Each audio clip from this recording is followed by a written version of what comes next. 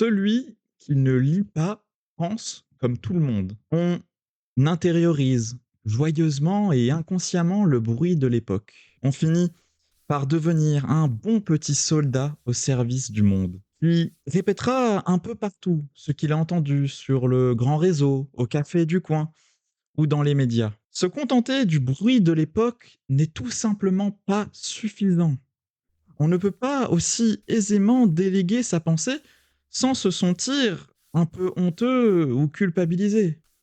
En tout cas, personnellement, je ne pourrais pas. Il faut revenir aux sources, comprendre par soi-même, s'imprégner, laisser infuser. On ne pense jamais à partir de rien. Tout penseur pense à partir de ses prédécesseurs. Tous les artistes ont leurs propres inspirations.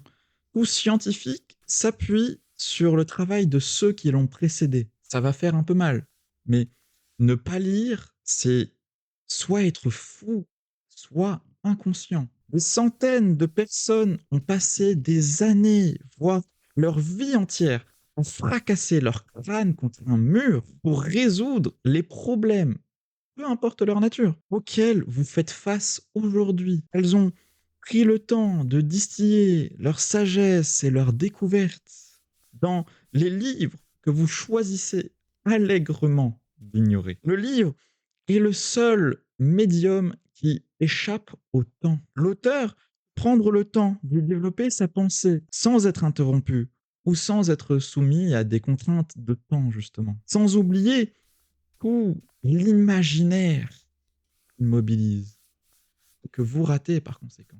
Bref, vous ne pouvez pas penser par vous-même ou prétendre penser par vous-même si vous n'ouvrez jamais de livre.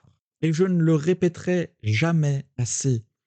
Comme un principe de vie immuable, comme une vérité universelle, quasi mystique, à quel point lire est vital.